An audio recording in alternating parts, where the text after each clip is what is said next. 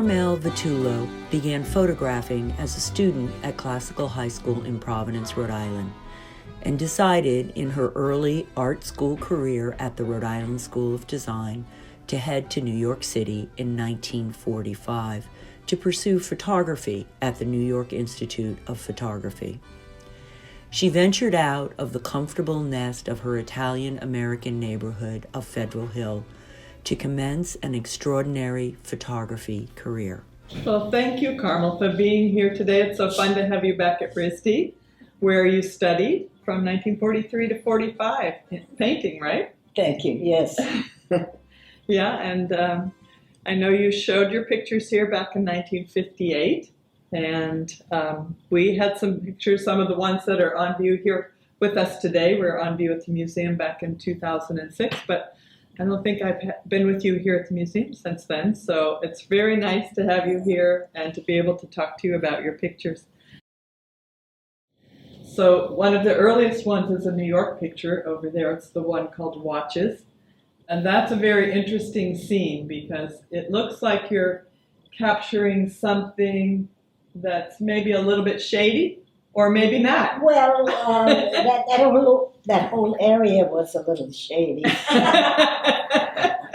Not shady, but like people being out in the middle of the night doing all kinds of things, which you would never really, you and I probably ordinarily wouldn't be bothered with. Yeah. The only things that used to attract me were the visuals. I never really got into what are they doing, why are they here, who are these people.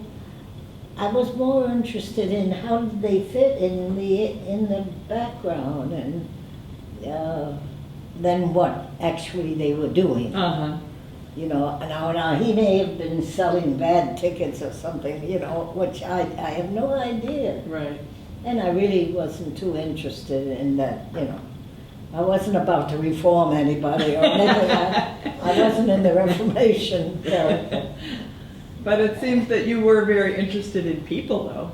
I mean, Oh yes. It was fascinating, especially down in the village. Yeah. Vitullo quickly achieved professional recognition when Edward Steichen selected her Grand Central Station photograph for the 1955 Family of Man exhibition at the Museum of Modern Art. On her way to catch a train at Grand Central Station, the quick-witted Vitullo seized the moment to grab her camera and photograph displaced refugees en route to a relocation center. With this image, her photographic identity was born, and she commenced a lifelong pursuit building a body of work that documented spontaneous moments that spoke to the larger arena of place and era. We're talking about your time in New York. It's in New York where you caught this wonderful photograph of people in Grand Central Station, which is now a famous photograph included in the Family of Man volume. That we know that he actually purchased, I think, 2 photographs, even though one appears in the Family of Man volume. The Museum of Modern Art, actually owns 2 of your photos. We left you with that wonderful line about that photography was perking at this time. So tell us, why was photography perking at this time? What was going on? Well, because Steichen was, you know, stirring things up, and this was really a very unusual thing because photography was a junior art, if you want to call it an art.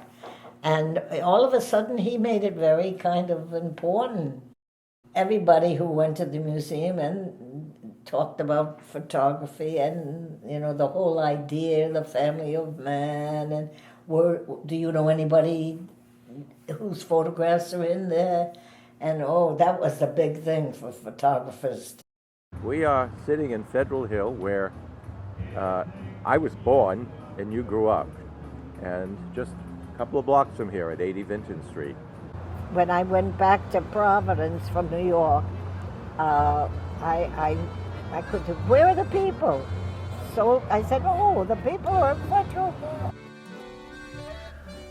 Carmel Vitullo's personal identity has always been with her Federal Hill neighborhood, where she was raised and continued to be immersed with her extensive family and friends throughout her adventurous life. The melding of that neighborhood intimacy with the professional artistic advice of Steichen resulted in one of her most important bodies of work in the 1950s of Federal Hill.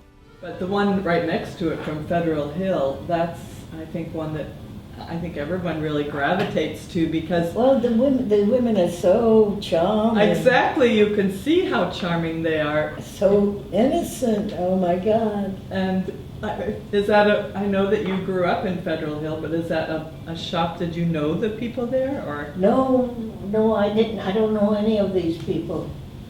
I don't know. Because they seem so comfortable with you. They seem, Well, they're very happy to have you take their picture.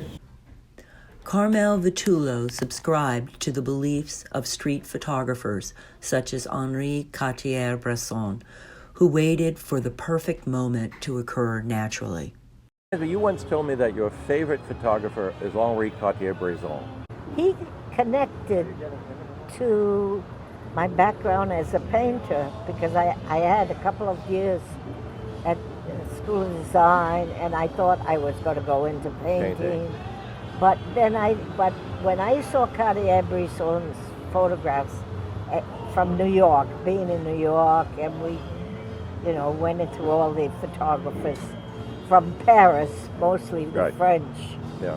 What they did a lot, and so I thought this man was incredible. He was he photographed like a painter. Yeah. It was incredible. I said, oh my God, I love it. I said, but I'll never be able to do it, but I'll try. Carmel's strength is her ability to capture the subject's essence. She sees a photograph not just as a beautiful composition, but as a glimpse into a person's thoughts and emotions, and translates that into a work of art. Her photos show everyday occurrences layered with humor, irony, and personality that bring the image to life. Vitullo's gift in her photography is making us a participant in the photograph and part of the narrative she constructs. I think every place that I've photographed in has opened my eyes to the world and what's going on.